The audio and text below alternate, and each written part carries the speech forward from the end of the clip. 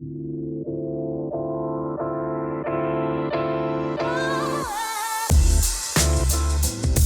Jasmine Adams, founder of Career Convos, and today we are here with Mike Summers. He is the founder of Yellow Apple Marketing, which is a fractional CMO and marketing services agency. We are going to talk about how he leveled up in his career. He is an entrepreneur, but more importantly, a creative. And figuring out how much to get paid and when to ask for that is really hard. But he is gonna give you the keys to his success. Thank you so much for being with us, Mike. I'm excited to talk. Yeah. So let's start with the first question around entrepreneurship. Did you always know that you were an entrepreneur? Did it come out naturally later on in life? Tell us what that evolution was for you. Yeah. Did I always know? No. Did I always do it? Yes. Okay. So, and I still don't know that I'm an entrepreneur today, even though I am. I've never been a person that's kind of focused on, I can't work for somebody. I have to work by myself, et cetera. I do it now, and I've done it in the past because that was the easiest way to do the things that I wanted to do and maximize my earning potential in those things. I started, first thing I can remember doing entrepreneur was selling coloring books in middle school, or selling candy in the neighborhood, or mowing lawns. Did you make profits off of those businesses? Oh yeah, I made profit when you're using your mom's printer and paper. it's easy to, you have zero margins. It's pretty easy to buy a starter jacket with. Yeah. Basically, I all went to Air Force Ones and throwback jerseys. But yeah. So it's always been ingrained into me. But it was organic in doing that. Okay. I mean, even if I go back to high school and me starting DJing was an entrepreneur career, but I had 3 jobs, including like pushing buggies at Kroger to make the money to seed myself at 15 years old, and wasn't thinking of seeding, to buy speakers, to buy turntables, to go out and do these things on my own. So it wasn't a goal of, I need entrepreneurship. It was a goal of, these are the ways I want to drive impact. These are the ways I can maximize income. And entrepreneurship happened to be the path to it. Interesting. And so tell me, since you had such an early entrepreneurship start, what's your relationship been like with money and how has it evolved? Yeah. That's been an interesting one. And I'm still going through my relationship with money. And the reason I'm still going through my relationship with money because I started so early. I started DJing at 15. I was on the radio at 15 and toured, and all those things came very quickly after that. Since the age of 15, I never struggled with money. Like I just followed passion. I was great at what I did. Money came, and I had an idea in my mind, and for the most part, I still do. If you're focusing on the things that you're passionate about, that you're great at, and you're focused on being the best, the money will follow. I mean, I can remember being a child and thought if I was the greatest janitor in the world, then I'm going to be a rich janitor. Right.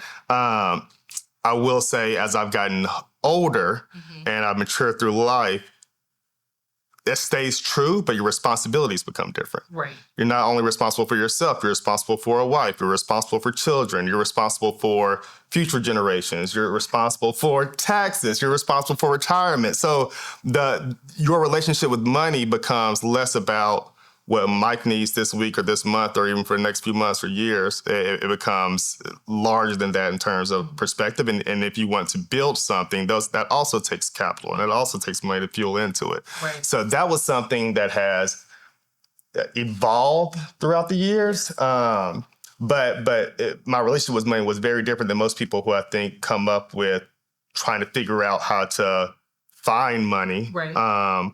It was just always there for me. So then the key question is, if money started moving through your hands quickly starting at 15, were you actually managing it properly? Or because it was easy come, you're like, what did Little Wayne say? I'll make it all back tomorrow? Yeah. So what was that like when you started making money? 2 things can be true. Okay.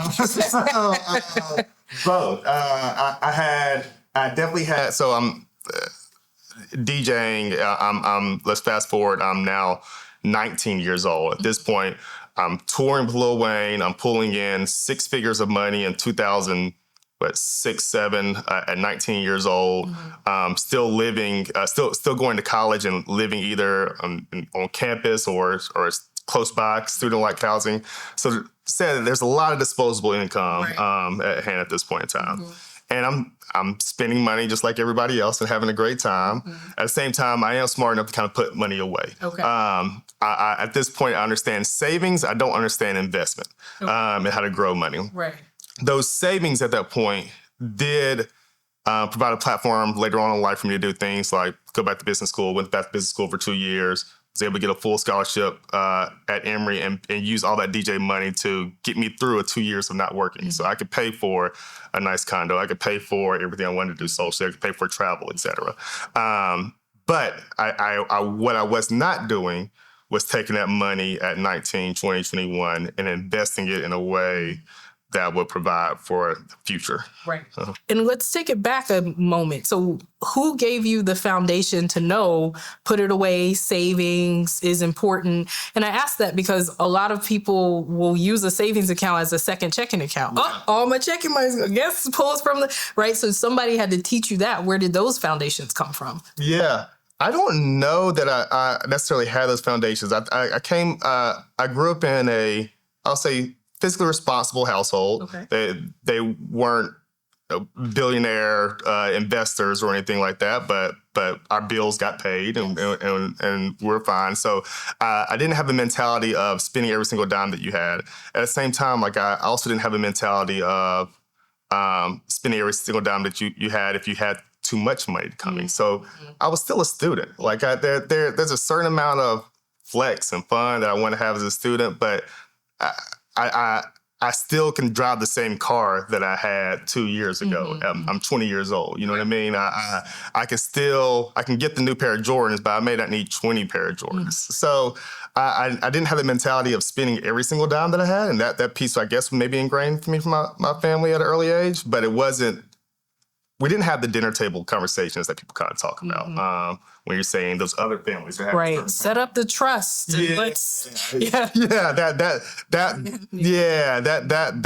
That piece was something that I think I had to figure out a little bit on my own as I started to just kind of navigate the world and involve myself in different social circles and pick up on different cues throughout.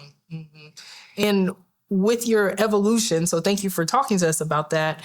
I'd love to understand, as you look back at all of your money decisions, share with us what you feel is a good money decision that you're proud of, and then what was a bad money decision that if you could do it over again, you would do it differently. Yeah. So let's start with the good one first. Start with the good one? Okay. The good money decision were taking bets on myself. Okay. Let's take DJing, for instance. DJing, I was 19 years old, as mentioned, making six figures. I went cold turkey and stopped DJing at the age of 21, 22 when I graduated college. And the idea was DJing for me was always a stepping stone and a platform to do business marketing in the entertainment industry. Call it culture now, but entertainment was the focus at that time.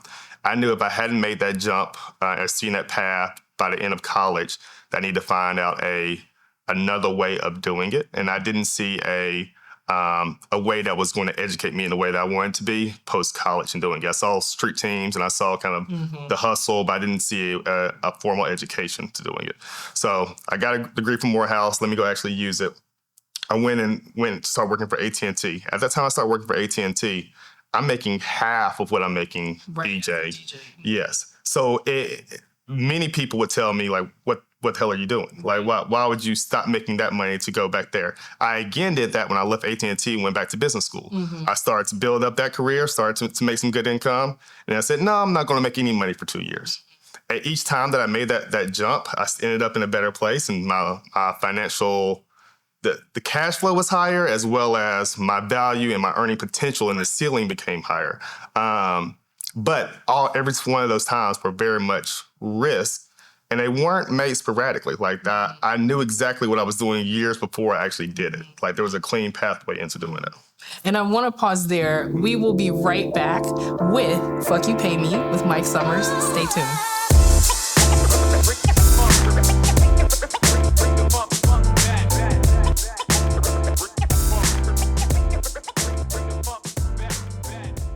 Support is an action verb. That means click the link below to subscribe so we can continue to bring you Fuck You, Pay Me content.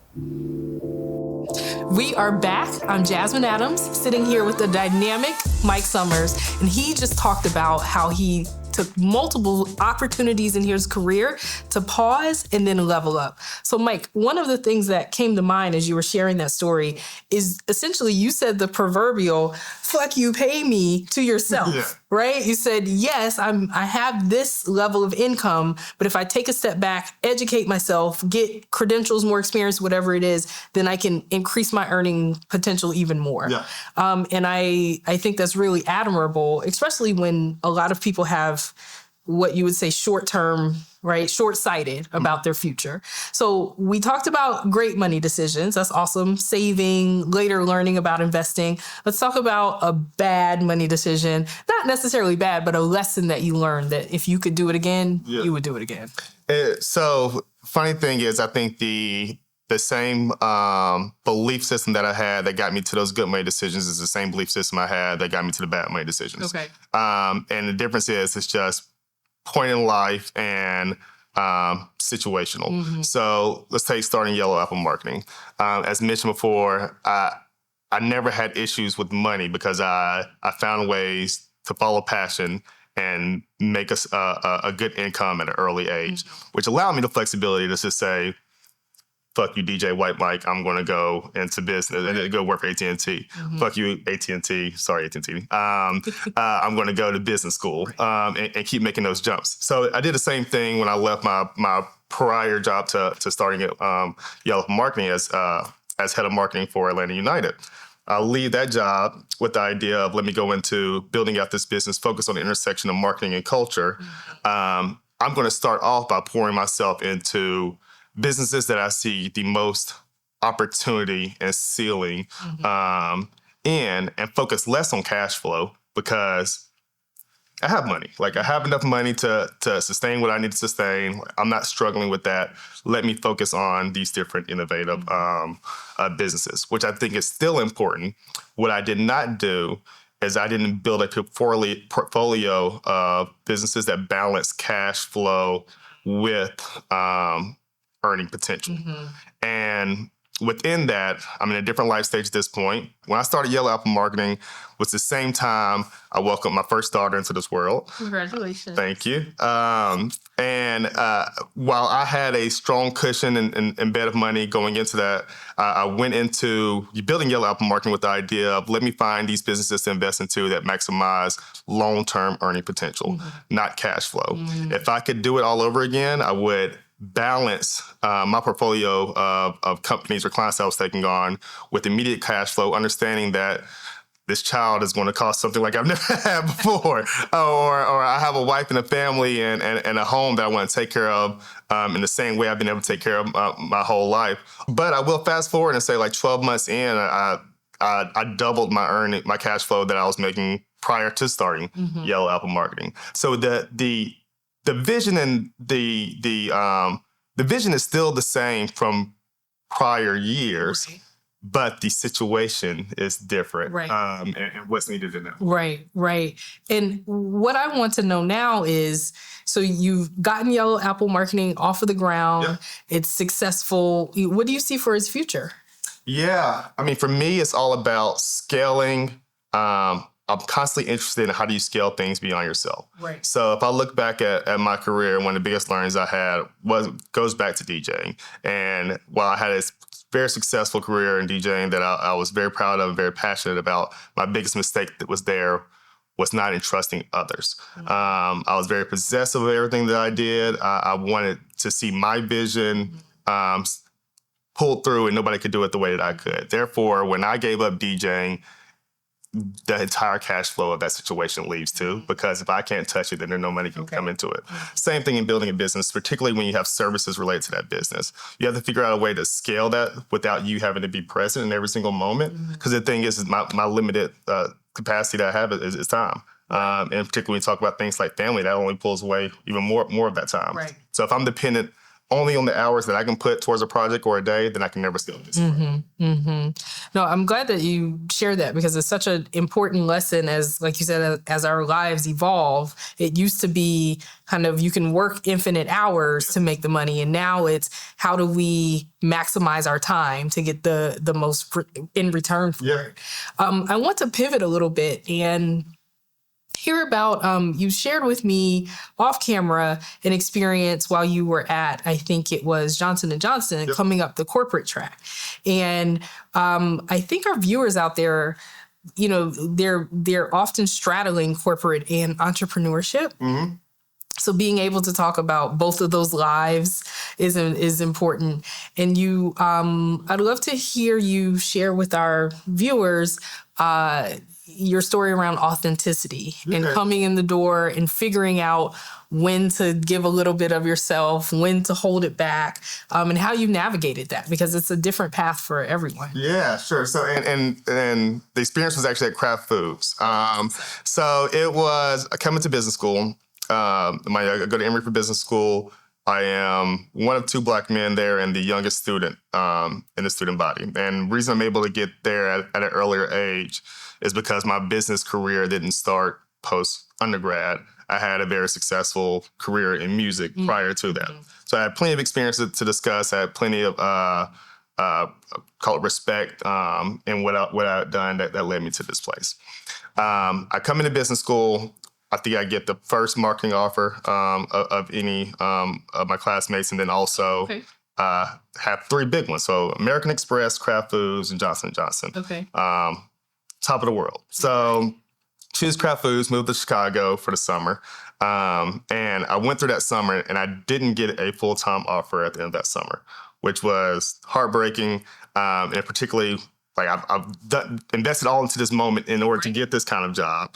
And pause, just so for the folks that don't know, ideally your summer internship is what translates into your full-time job after business school. 100%. And you only have that one summer in between those 2 years. So when you don't get it, then you have to hit the pavement extra hard when you come back to business school. So that's the context for the folks watching. And the majority of those companies don't even recruit out of second years, period.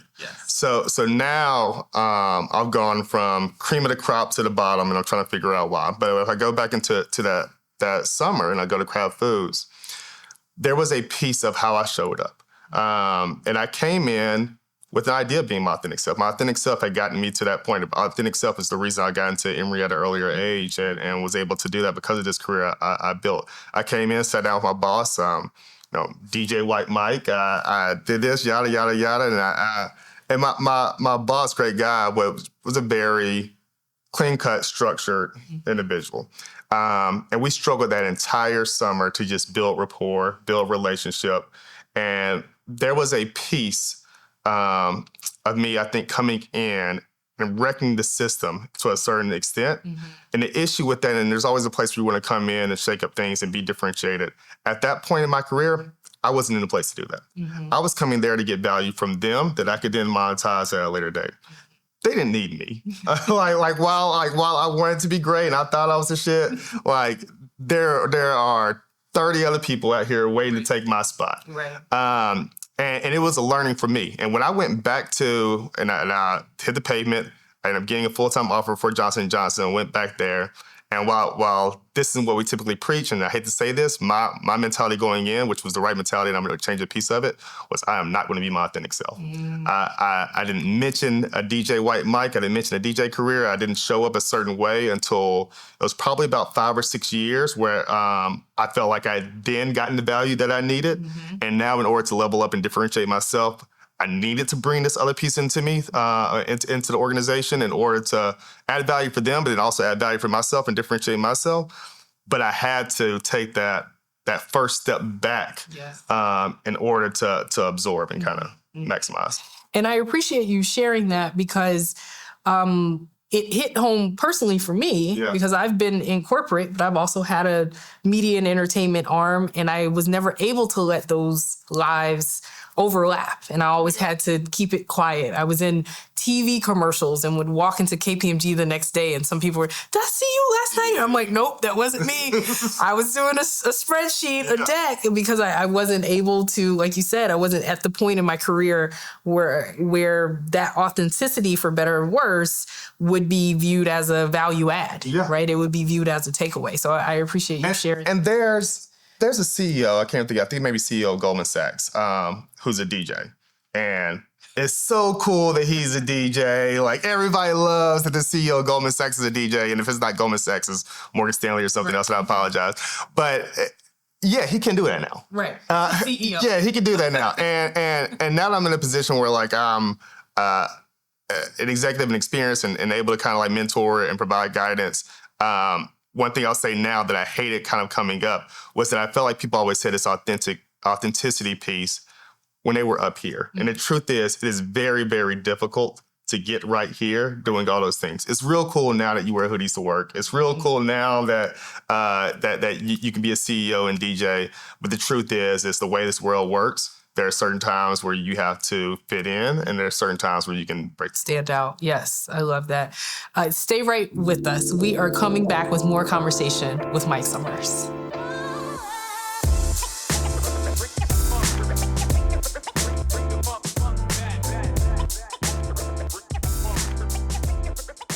Here's a look behind the scenes of why I created the show, Fuck You, Pay Me. In my career journey, I've negotiated a lot. Sometimes there were wins, sometimes it did not go well.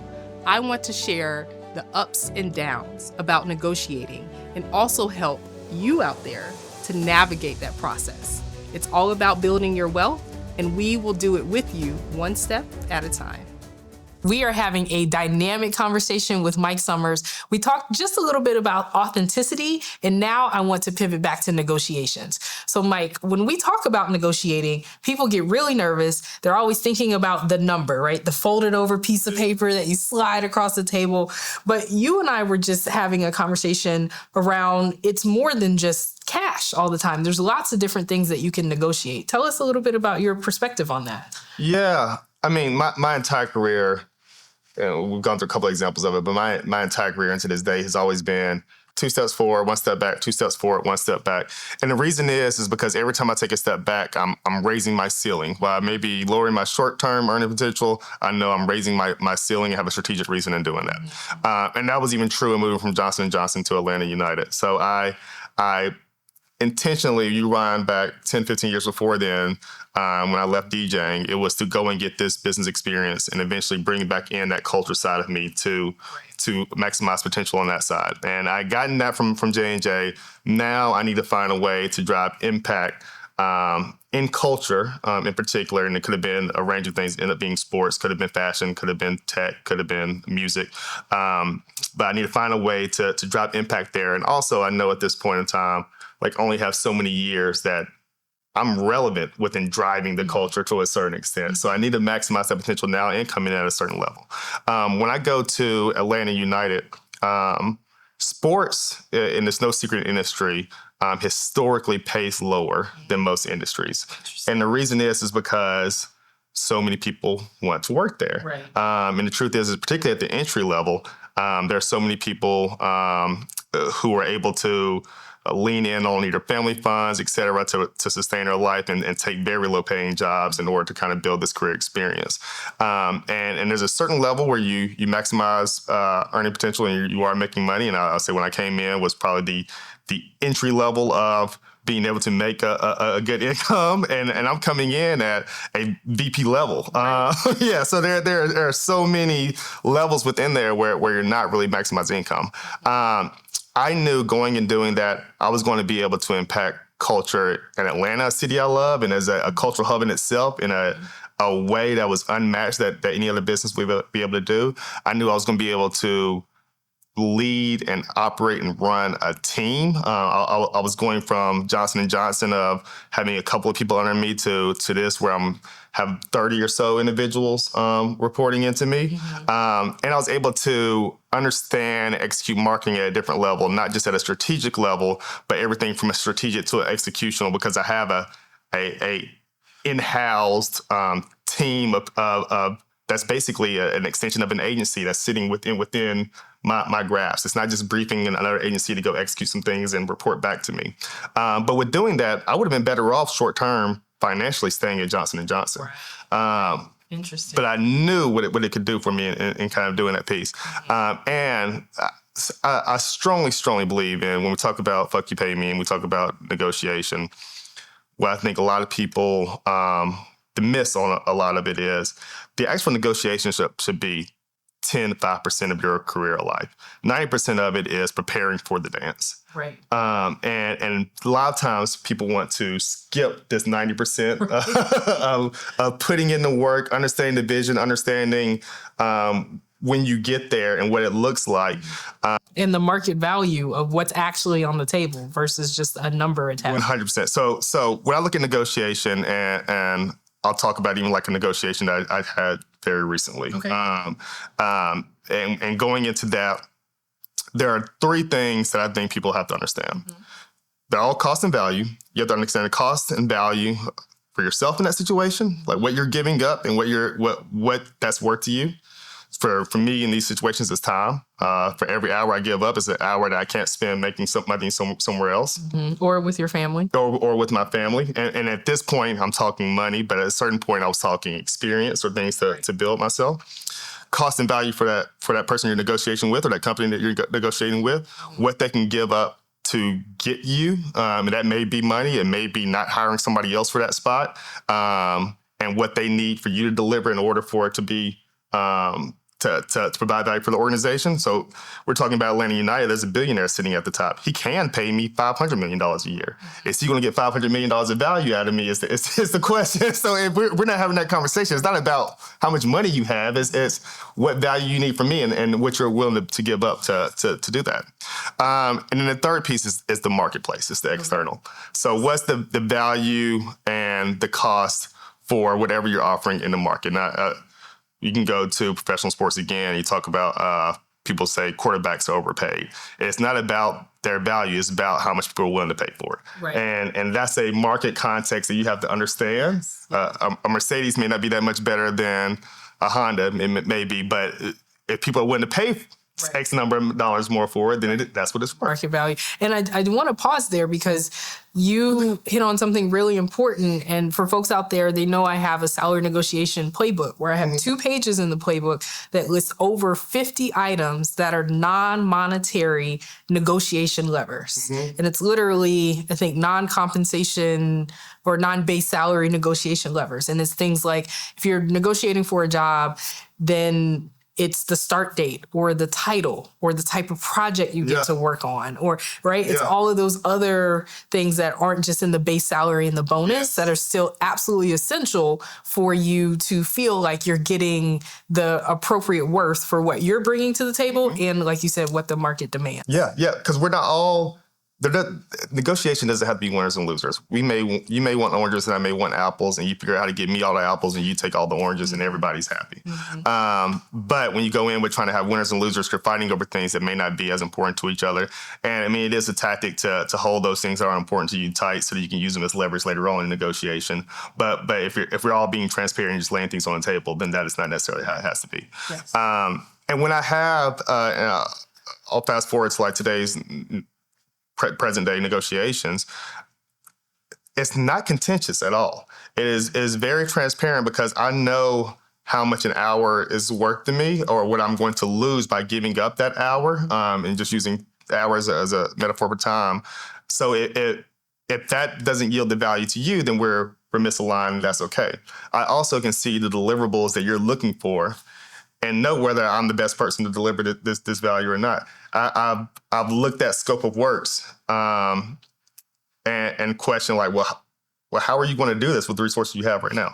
like I know how to do this, and I can tell you exactly how to do this right here. I don't know how you accomplish this without me or somebody like me to do it. And we're having a very transparent conversation because I'm going to drive value for you in terms of what you need out of this. And for me to give that up, it costs XYZ because I'm giving up earning potential somewhere else on doing something.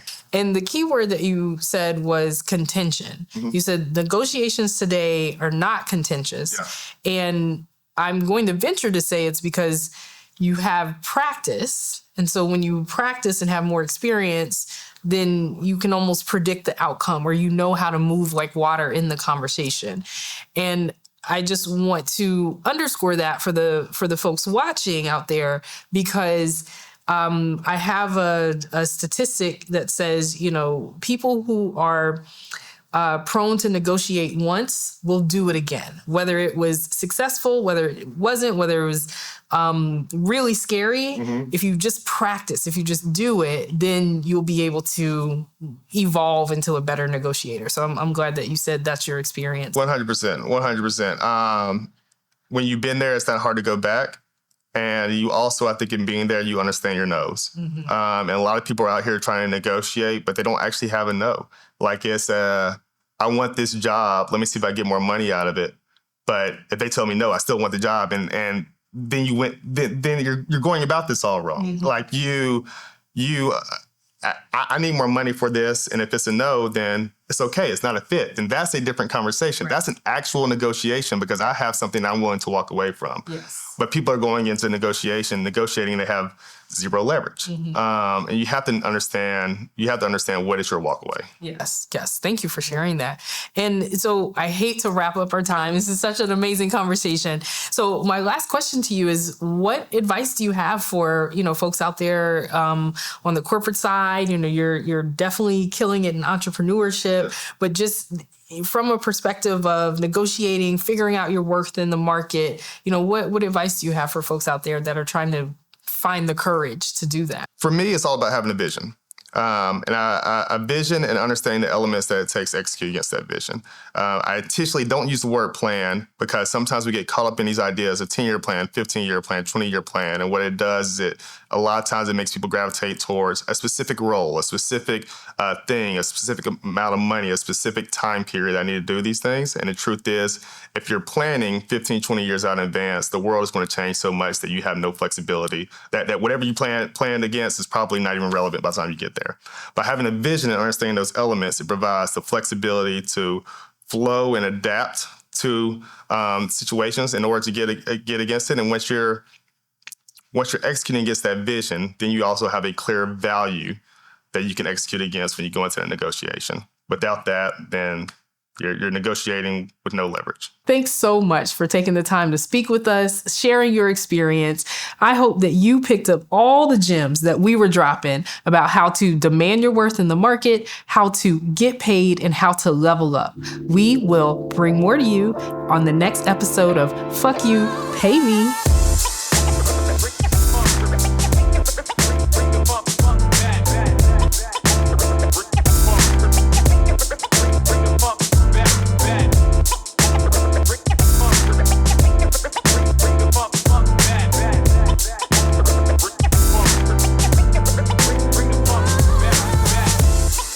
Jasmine Adams, and I've already given you the gems. The gems on what? How to say every day, fuck you, pay me. Stay tuned. I'll bring you the real talk on that.